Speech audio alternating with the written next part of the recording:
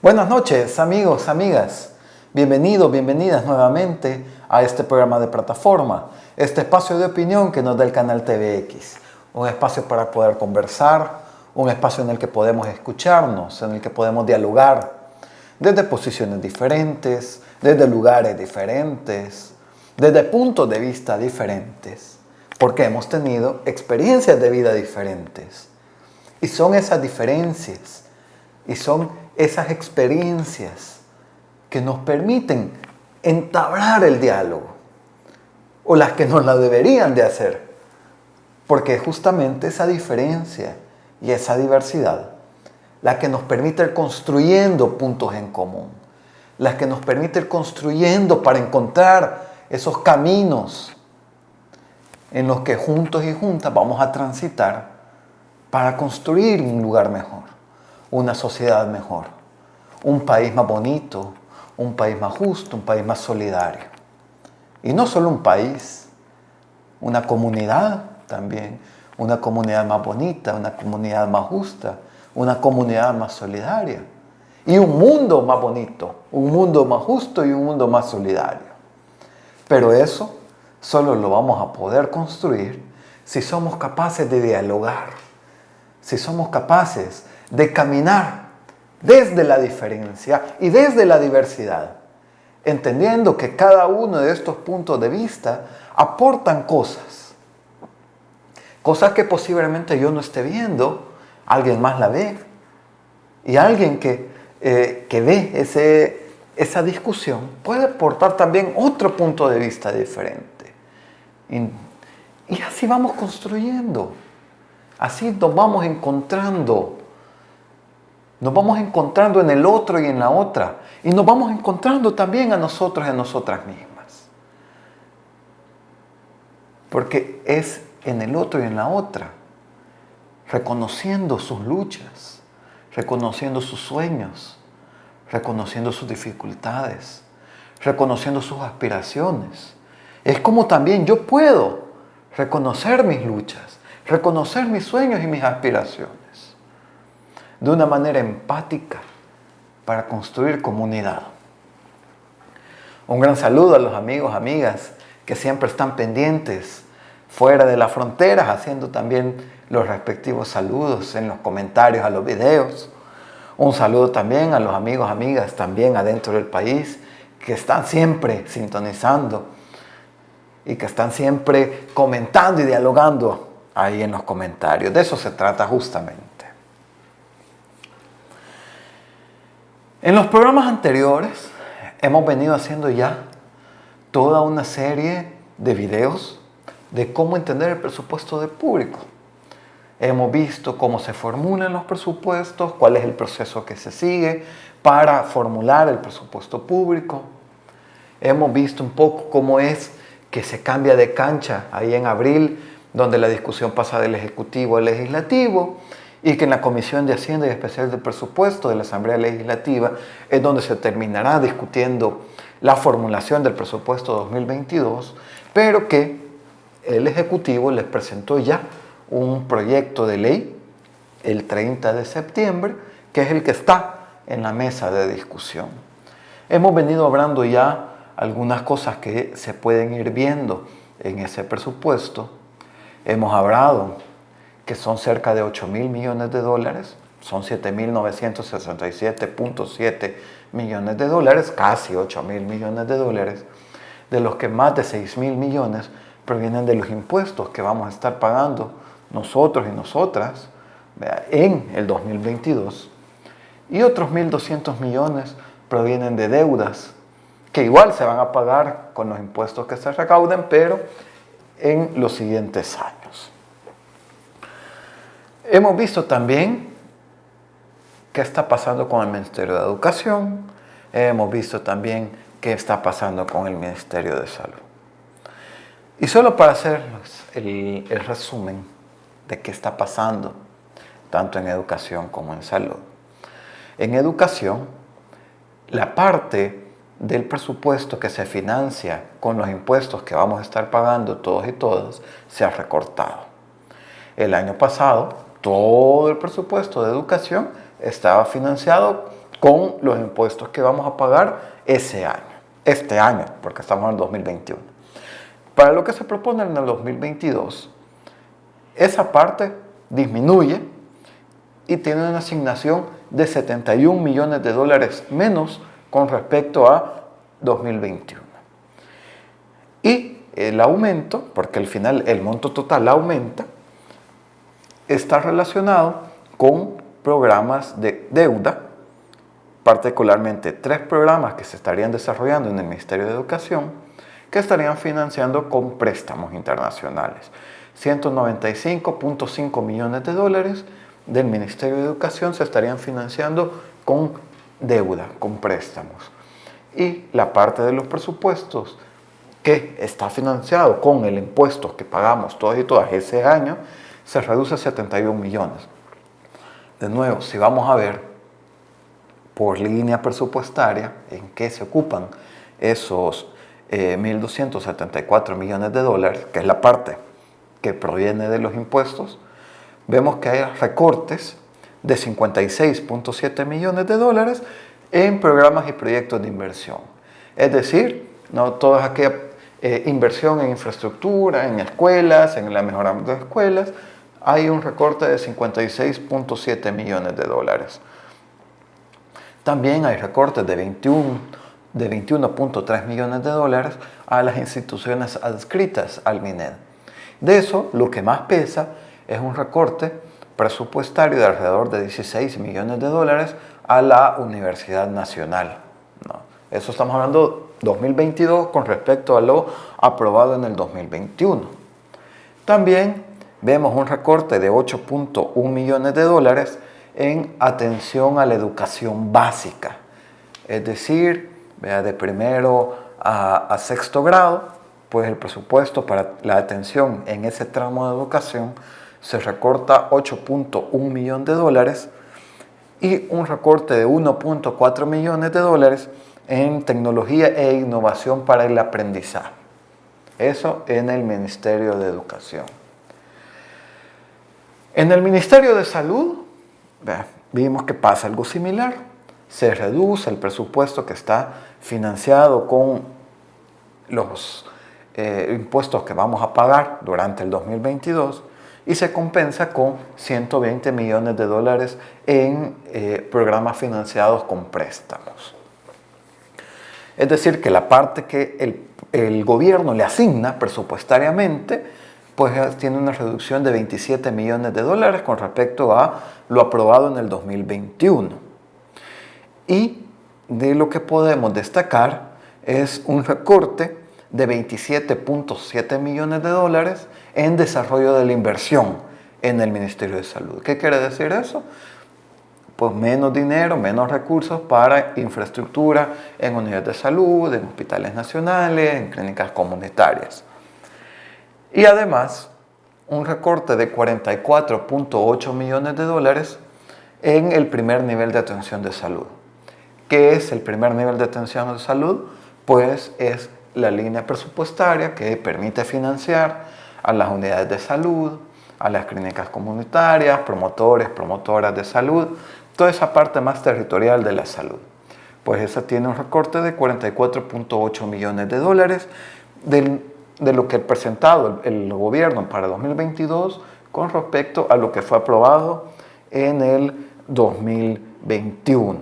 También, si nos vamos a ver ANDA, estamos viendo así temas, educación, salud, agua. Si nos vamos a ver en ANDA, la inversión en infraestructura que presenta ANDA también tiene un recorte de 16.1 millones de dólares. De esos 1.6 millones de dólares son recortes a gestión de la inversión, es decir, toda la logística que requiere poder hacer infraestructura, y 14.6 millones de dólares en el desarrollo de la infraestructura como tal, ¿no? Estamos hablando entonces de un recorte de 16.1 millones de dólares en infraestructura, en desarrollo de infraestructura para ANDA. Y si nos vamos a ver el Ministerio de Medio Ambiente y Recursos Naturales, en el 2021 fue aprobado con un presupuesto de 14.8 millones de dólares. Para el 2022 tendrá asignados 13 millones de dólares. Es decir, un recorte de 1.8 millones de dólares en el Ministerio de Medio Ambiente y Recursos Naturales. Y de nuevo, si nos vamos a ver las líneas presupuestarias, a qué específicamente se le está recortando,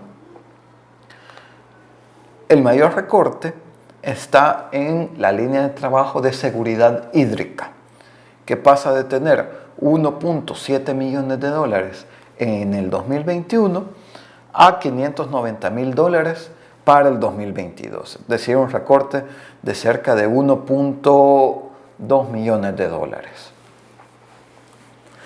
para la línea de trabajo de seguridad hídrica adentro del Ministerio de Medio Ambiente y Recursos Naturales.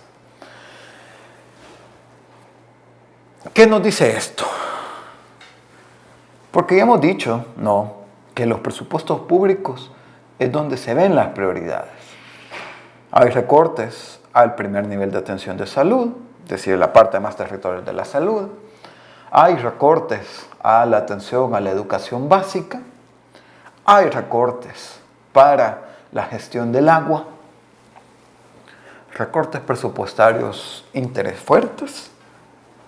Pero por otro lado, nos damos cuenta ayer que se van a destinar o se van a emitir una nueva deuda de 1.000 millones de dólares, que esto sería aparte de los 1.200 millones de dólares que ya están incluidos en el proyecto de presupuesto. Aparte, el presidente anunció una nueva emisión de deuda de 1.000 millones de dólares de unos bonos Bitcoin, que serían unos bonos emitidos ya no en los mercados financieros internacionales, sino que emitidos en las plataformas de intercambio digital de criptos. Más allá de la novedosa forma de donde serían emitidas, al final de cuentas termina representando deuda pública. Y la deuda pública se paga con los impuestos que pagamos todos y todas. Por lo que se dijo el sábado por la noche, fue una deuda de 1.000 millones de dólares durante 10 años con un cupón, que es lo que se paga más o menos como de interés, digamos, del 6.5% anual. ¿Qué quiere decir eso? Que durante 10 años estaríamos pagando 65 millones de dólares solamente de intereses. Es decir, que en los 10 años vamos a pagar 650 millones de dólares en intereses, además de los 1.000 millones de dólares que se estarían prestando.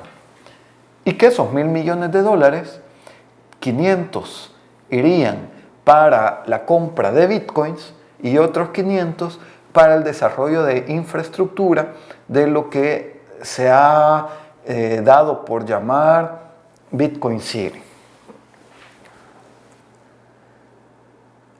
Es decir, los presupuestos públicos y el destino de los fondos muestran las prioridades. Hay recortes en agua, hay recortes en educación, hay recortes en salud, pero hay aumentos para comprar Bitcoin, hay aumentos para construir una ciudad para que vengan extranjeros a vivir sin pagar impuestos. Que eso es importante. Recuerden, lo que estamos presupuestando para el 2022 son 7.967.7 millones de dólares. De esos 7.967.7 millones de dólares, 6.318 millones provienen de lo que ustedes, yo, aquí, todos y todas estamos pagando de impuestos. 6.318.2 millones de dólares para eso. Y aquí se está diciendo que se van a invertir 500 millones de dólares para desarrollar infraestructura para una ciudad donde venga gente a vivir que no pague impuestos, que pague 0 impuestos. Y además no solo se van a dedicar esos 500 millones de dólares, sino que además nosotros y nosotras, quienes sí pagamos impuestos, vamos a tener que pagar extras otros 650 millones de dólares para asegurar esa infraestructura. Es un sinsentido económico, es un sinsentido financiero, es una injusticia social. Ese tipo de anuncios muestran claramente que no se ha evolucionado la mentalidad. Se sigue pensando en esa teoría del rebalse, que si le das más a los que ya tienen más, eventualmente eso va a ir cayéndole a los que tienen menos. Ya en los 90 nos demostró que eso no es así. Durante todos los 90 se privatizó el Estado, se privatizaron servicios públicos, se privatizó la banca, se privatizaron las pensiones, se privatizó la energía eléctrica, se intentó privatizar la salud. Con esa idea de que si le das más al que tiene más, eso eventualmente le va a llegar a los que tienen menos. Una idea de una zona económica especial o una Bitcoin City, una ciudad modelo, donde no haya impuestos y además, ojo con esto, esos tipos de modelos lo que hacen es darle soberanía a ese territorio a quienes llegan ahí, renunciando a la soberanía que tiene el Estado sobre ese territorio.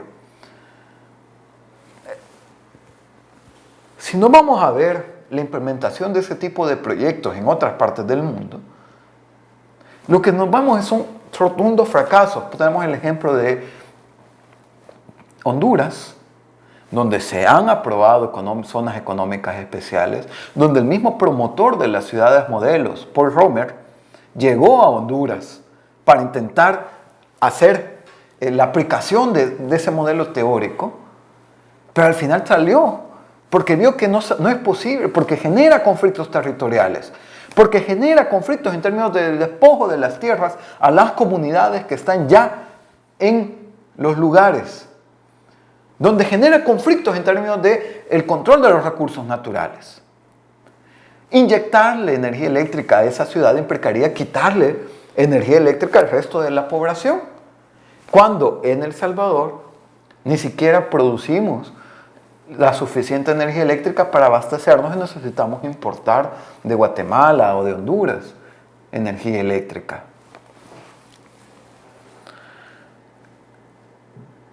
Hay prioridades. El Estado está mostrando cuáles son sus prioridades. El gobierno actual está mostrando cuáles son sus prioridades. En el presupuesto 2022 hay recortes a educación, hay recortes a salud, hay recortes al medio ambiente, hay recortes a la gestión del agua. Pero hay dinero para comprar Bitcoin, pero hay dinero para crear Bitcoin City. Se trata de una cuestión de prioridades. Y aquí una cosa que hay que tener bien en cuenta, porque muchas veces ahí me han estado diciendo en redes sociales que no hay que verlo como gasto, sino como una inversión, porque si el gobierno entonces compra Bitcoin, eso significa que en 5 años esos 500 millones de dólares que ahora va a comprar van a ser más de 1.000 millones de dólares. Cuidado con eso. Todo el proyecto Bitcoin está en una total opacidad. Una preguntita grave que el gobierno no ha sido capaz de responder. ¿Quién tiene las llaves? Dentro del entorno cripto, en el entorno de Bitcoin, hay una frase que mucho se repite. Si no tenés las llaves, no es tu dinero. El gobierno de El Salvador ha estado comprando ya Bitcoins, pero no sabemos quién los tiene. Los tiene el Banco Central, los tiene el Ministerio de Hacienda, los tiene Bandesal, los tiene el Ministerio de Economía, los tiene Chivo, la empresa, los tiene en una cuenta el presidente. ¿Dónde están? Ese no es dinero de los salvadoreños y las salvadoreñas, porque no tenemos las llaves. No sabemos ni siquiera quién tiene las llaves.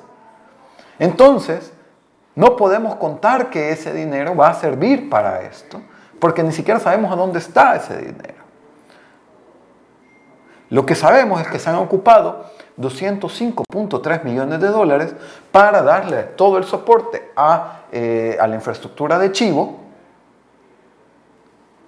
que no sabemos cómo está funcionando. Y de nuevo, todo esto es cuestión de prioridades. El gobierno mostró sus prioridades. El gobierno está mostrando cuáles son sus prioridades. Recortes a agua, a educación, a salud. Dinero para Bitcoin City. El gobierno tiene sus prioridades. ¿Cuáles son nuestras prioridades? Un saludo, amigos, amigas. Buenas noches.